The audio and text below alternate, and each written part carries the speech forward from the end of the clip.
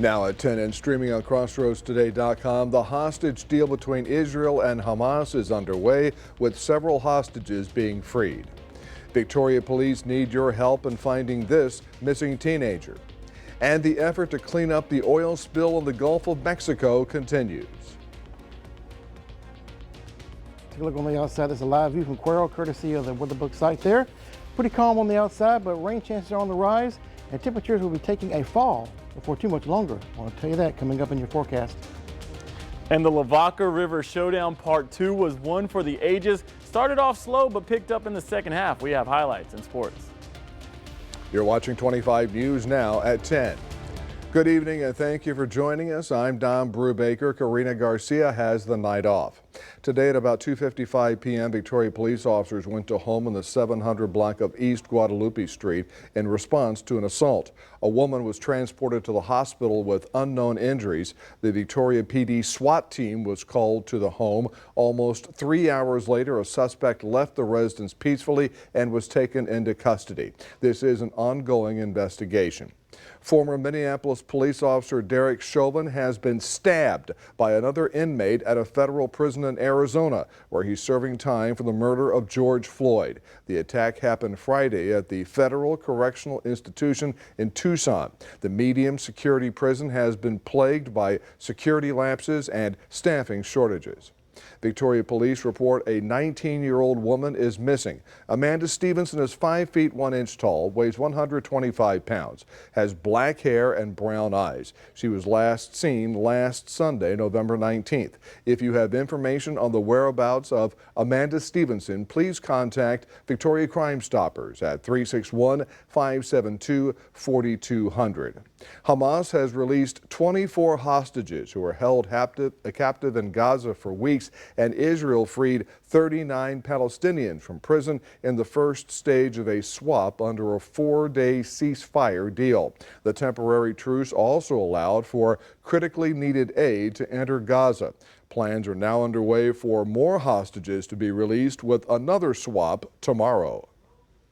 Tonight, the 24 hostages released to Israel reuniting with their loved ones after the Red Cross received the group of 13 Israeli citizens, 10 Thai citizens, and 1 Filipino citizen from Hamas. The Red Cross transferring the hostages to the IDF, where they first received a medical assessment before being sent to Israeli hospitals for reunification with their families. We're all really relieved that we heard from them and that they said that they're fine and not just other people told us. Across the West Bank, cheers as crowds celebrate the arrival of the Palestinian prisoners amid this 4-day ceasefire. Israel releasing 39 Palestinian women and teenage prisoners. President Biden in Nantucket today saying there is a chance of extending the truce. This extended pause in the fighting brings a critical opportunity to deliver much needed food, medicine, water, and fuel to the civilians in Gaza, and we are not wasting one single minute. The United Nations sending 200 trucks across the Rafah border and into Gaza, the largest single-day delivery since the October 7th terror attack. Trucks carrying cooking gas and critical fuel that is needed to power hospitals and trucks. Hundreds more trucks are getting in position as well, ready to enter Gaza over the coming days to support the innocent Palestinians who are suffering greatly because of this war that Hamas has unleashed. A desperate need in Gaza, as there are now at least 1.7 million people displaced and at least 1 million staying in shelters run by the United Nations Relief and Works Agency for Palestine refugees. Israel now preparing to receive its second wave of hostages, the IDF notifying families if their relative is on the list of those expected to be freed. Melissa Adon, ABC News, Los Angeles. Hallettsville police are looking for 22-year-old Morris Cooper. He's from Yoakum and wanted on charges of aggravated robbery. Morris has ties to Hallettsville, Yoakum, and LaGrange. Morris is presumed armed and dangerous. An Amber Alert is still active for a 10-year-old boy abducted near Dallas last week. This despite several reports that Wilmer police said they believe Ian Aguilar is with family in Mexico. Investigators said the boy was taken from his mother, Zuleika Lopez, who was killed. His father, 38-year-old Juan Aguilar Cano, was named as the suspect. Wilmer police said they have been in communication with Aguilar's family and said they believe he is in Mexico and not with his father. The city of Victoria has called for a special election for mayor set for February 3rd. The city will host an informational session next Tuesday from 11 a.m. to 1 p.m. Just show up at the City Council Chambers, 107 West Wan Lin Street. Interested applicants will learn more about the duties of mayor. Jeff Balknight formally resigned to run for the District 30 State House seat. The deadline to file for a place on the ballot is December 4th. Let's take a first look at your forecast. In for First Warn Storm Team Chief Meteorologist Mac Bettis. Here is meteorologist Trey Mining. And Trey, welcome, sir. And you've had a long day, but it's been a nice weather day on Black Friday. Exactly. We had some sunshine a little bit this afternoon. Kind of some breaks in the cloud cover. That allowed our temperatures to rise to 70 degrees today. Currently, temperatures in the 50s and even some 40s up there in the northern parts of the crossroads. 60s along the coast. Be rather chilly tonight. Another mild day again tomorrow. The front comes through on Sunday, and the temperatures take a drop. And the rain chances at the same time will be going up. Good thing for us. We do need the rain. Get ready for the chilly temperatures. I'll give you the details coming up later on in the full forecast to come. Back to you, Don. Trey, thank you. Family members of a disabled woman who was attacked in a Wisconsin parking lot surrounded her with support over Thanksgiving. The June 15th attack was caught on surveillance video. You could tell that she was disabled, and he attacked her. And it was beyond horrific. This victim's sister was a witness. Looking back at it, I feel like I was running in slow motion trying to get there while she was being assaulted. The suspected attacker and thief, Ramsey Hammond Jr., was arrested. Witness Audrey Lombardi is still scarred. Now I carry mace. Her sister? She's working really hard. She's going through physical therapy. What is this Thanksgiving like for you in comparison to years past? Well, we're grateful that she's still here. The senior victim with Parkinson's disease who was attacked here broke her arm.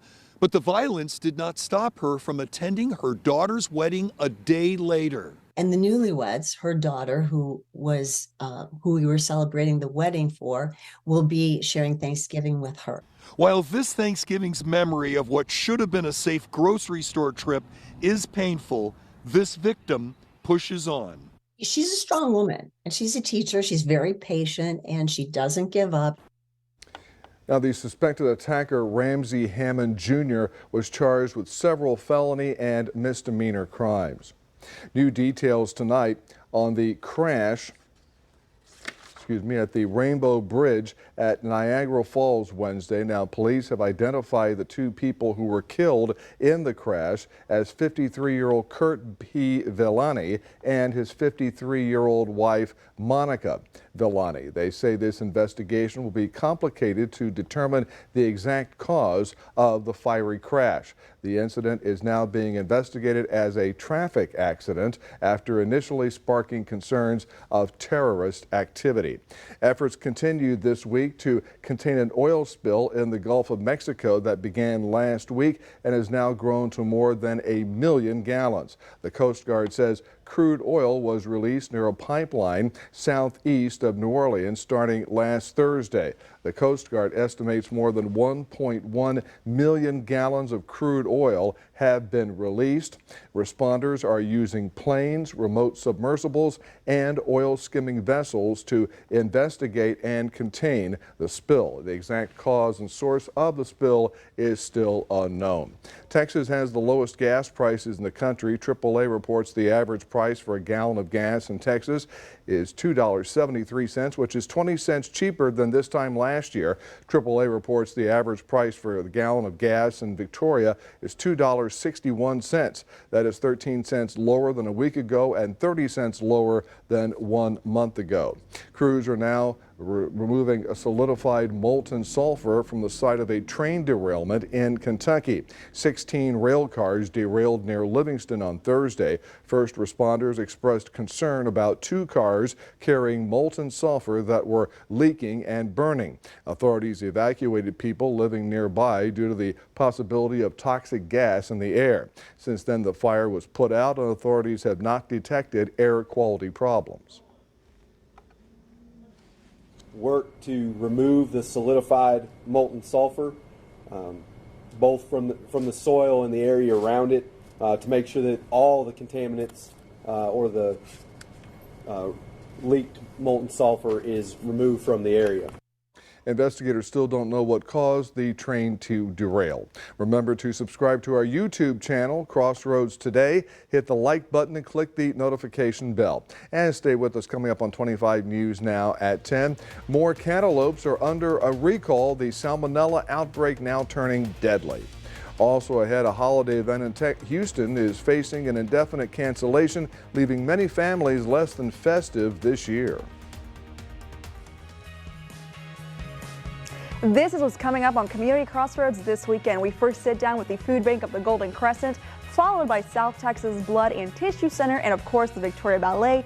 And we end with a musical performance and interview with Reagan Hicks. 'Cause I hate the way you smile when he looks you in the eyes. I don't know what.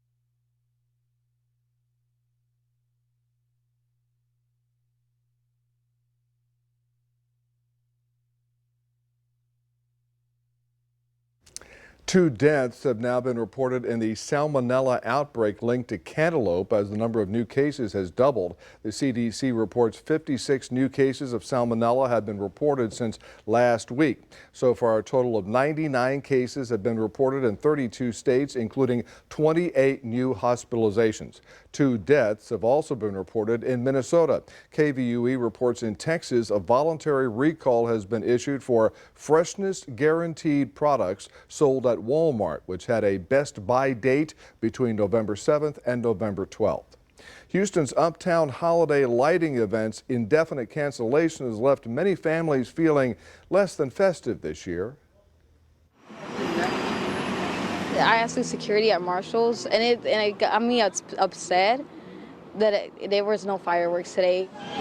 With cotton candy and flashing trinkets in hand, hundreds of people were left to wander aimlessly down Post Oak, waiting for the 35th annual Uptown holiday lighting to happen, but it never did. Normally we park at the Randalls and we always end up walking towards here, towards the street. And then when we pulled up to the Randalls, there wasn't anyone there. Confused, upset, where are the holiday festivities that have become a tradition for so many Houston families?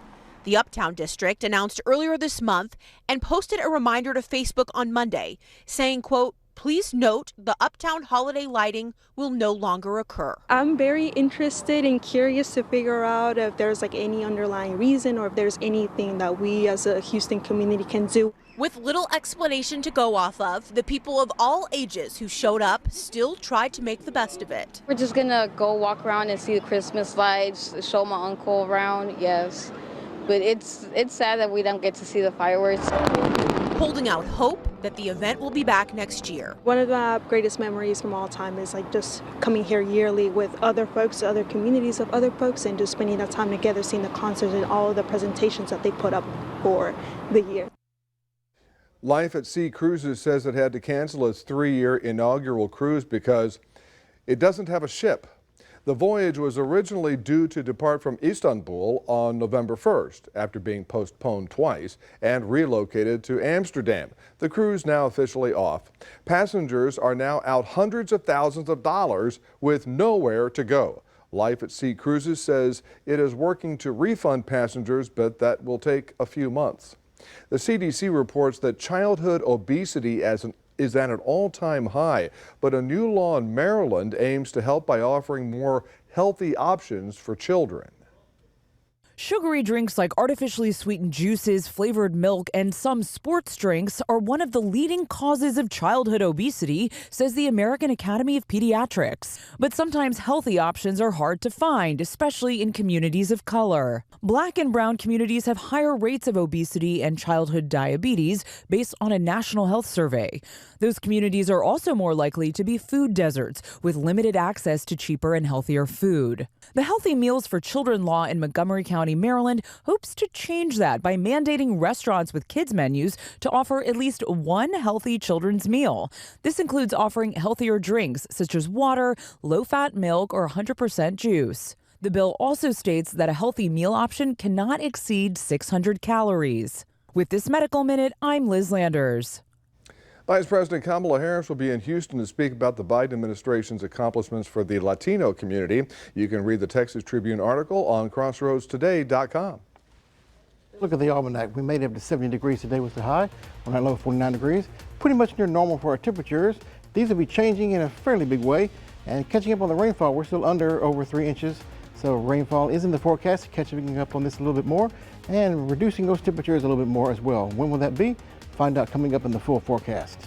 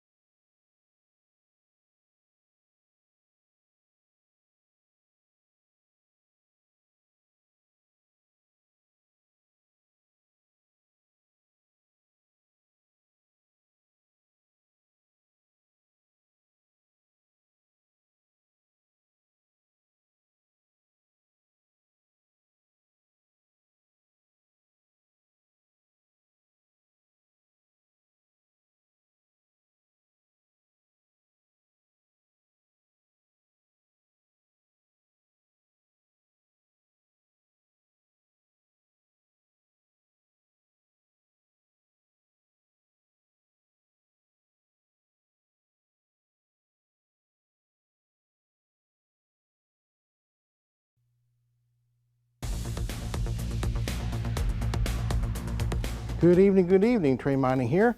And what I want you to see here is not so much the Victoria area currently, but down near Corpus Christi and points south near the Rio Grande Valley.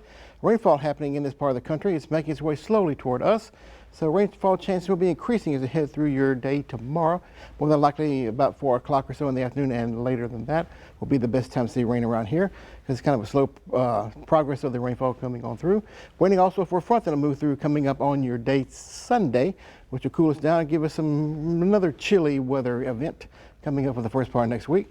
Take a look at the front right here, already causing some snowfall in New Mexico, Colorado, and eventually coming up in the Texas Panhandle, probably coming up for your day tomorrow into your Sundays there as well. Some freezing rain, sleet, and some snow likely in that part of the country. Amarillo up to the north toward the Oklahoma Panhandle. But the frontal system is kind of a slow mover, but it's finally going to get the kick it needs behind with high pressure. That'll push it to the south and southeast into our region here coming up by your Sunday morning, more than likely. With cloud cover and rainfall chances still continuing behind the frontal passage. So it'll be a while before we clear out. The cloud's going to pretty much stay in place, have a lot of overrunning moisture up and over the cooler air at the surface, so we keep the clouds in and some precipitation chances in, at least for the half of the day on your day Sunday. So keep that umbrella handy, and also get ready to grab again your coats and your sweaters, because you'll be needing it, especially the first part of next week. Take a look at the future tracker. Nothing expected tonight. All the rainfall chance will be well to the south and southwest of I-37 out there in the western parts of the Crossroads region. Trying to make it in, but not quite doing that as we go through the rest of the time period here.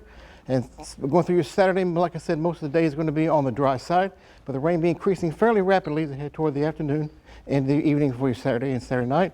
Pretty widespread overall.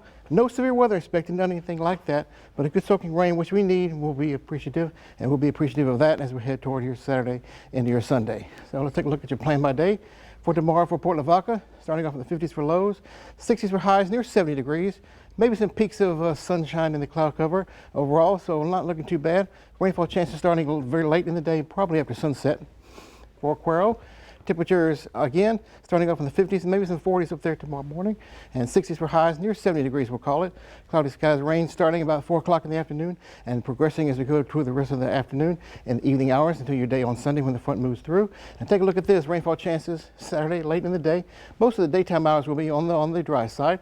Sunny skies, well, coming in for your Monday.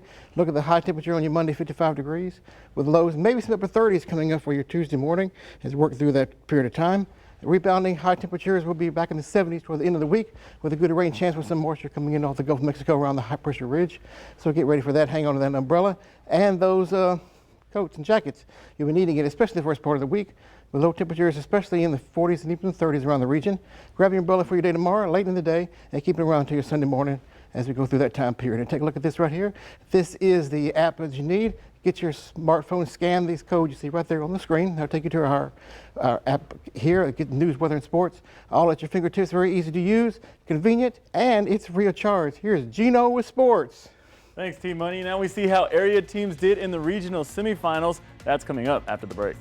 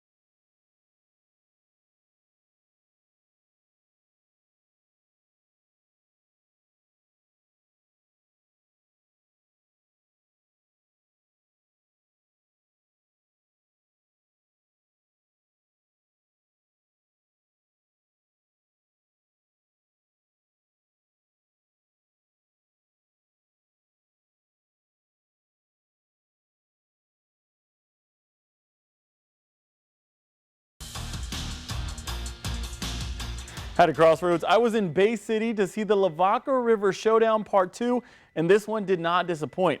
Industrial leads by 1 at the half, and here are the highlights. In the third quarter, Edna and Industrial going back and forth, but this one was scored by Braylon Harris to take a 13-7 lead. But in the fourth quarter, it was the Industrial Cobras who decided to strike back with a run of their own. Meanwhile, this one goes for 1 yard as Cooper takes it to the right-hand side, and he goes in for the score to take a 17-14 lead. Now with 5 minutes left in the game, Jaden Clay, who had been hot all day, goes deep to one of his favorite targets, Braylon Harris, yet again, and this one goes for a 60-yard touchdown to go up 20-17. But less than 3 minutes, we had more scores. This one goes to Martin again. He breaks one tackle, and he is off to the races. 33 yards for the score to go up late in the fourth quarter. 2 minutes and 44 seconds left in the game, and this would be the play of the game. 4th and 15, Clay decides to go to his cousin, Tyson Owens, who is at the corner of the end zone, catches it for the go-ahead touchdown, but that was not it. Industrial still had one more go at it. Ashton Garza drops back, chunks it up deep, but there was a swarm of Cowboys there, swatted it down. Final score 27-24. Edna will now play Blanco in round 4 in Bastrop Friday night at 7 o'clock. Game number 2 in Seguin, the Calhoun Sand Crabs and the Alice Coyotes. Alice had the ball first with a golden opportunity to strike first, and he drops back and launches a beautiful pass. This one hits him right in the breadbasket, but he drops the ball, and this would set the tone early on. Sand Crabs big on offense too. A toss to the left-hand side. You're not catching him. He is gone. This was for the first score of the game to put the Calhoun Sand Crabs up 7-0 early on. This was a 4th down play. Did he get it? We're going to have to check the sticks for that. He came up short. The Calhoun defense holds up strong, and the Calhoun Sand Crabs would plow in for the score again, going up 14-0 at one point, and they would go on to win the game 27-14. Now Calhoun will get ready for the Davenport Wolves. Next, we go to the West Warriors in a rematch versus C.C. Miller. 4th down with less than a minute to go. Camden Repper keeps it, and he is in for the touchdown to go up 48-44. Pandemonium is striking with a minute left, but Miller puts one right over the middle, and this one goes in for the touchdown for the go-ahead win. This would end West season. Final score 51-48. Almost 100 points scored in this one. Great season, West. Good fight. Now we go to the Goliad Tigers, who were also in Seguin today. They took on the Blanco Panthers, and the blue and yellow came out swinging. Their quarterback had some good moves, looking like he's a mini quarterback. He was juking and dodging and going in 7-0 early on. But Goliad trying to get something going. Quarterback rolling to his left-hand side, tosses it, makes the catch, but a fumble, and this was just costly turnovers for Goliad all day long, and they just could not get from out of their own way. Blanco would go on to find the end zone again, man wide open in the back of the end zone, and this score would get out of hand. Blanco goes on to win 34-0. Great season, Goliad. Next, we see how the Refugio Bobcats did. They were taking on the Weimar Wildcats, and cool story, my old high school coach is now the coach at Weimar. Well, it's a 4th down, and Weimar decides to throw for it. They throw it, and Kai Whitmire says, that ball's mine. I'll take it the other way as he goes pick 6, looking like the Dallas Cowboys. And the Longhorns, if you just finished watching that game, they go on to win 42-14. Now they'll go on to play the Ganado Indians. And speaking of the Ganado Indians, let's go on to their score. They took care of business as well, and they win 50-22. Now this will be a rival between the two District 15 schools. This is the second time that they're going to meet, and they will play in Victoria at 7 on Thursday night. And the Tidehaven Tigers found itself in a place that it has not been in all season, and that was behind, but they went on to score 42 unanswered points to come back and win the game. Now they will play Poth in Victoria Friday night at 7. And in a shocking upset tonight, the Cuero Gobblers fall to the Jasper Bulldogs. This is the first time in 3 years that the Gobblers have not made it to the state semifinals. They fall 28-7. Nonetheless, great season gobblers. Well, that's your sports. Don, back to you. Gino, thank you. I just want to tell you also, if you want tremendous, even more tremendous coverage of area high school football playoffs, come to the Crossroads Today Facebook page. It is awesome. All right, stay with us. Coming up on 25 News Now, after college football, we'll take a last look at your weather. Plus, tomorrow is National Parfait Day.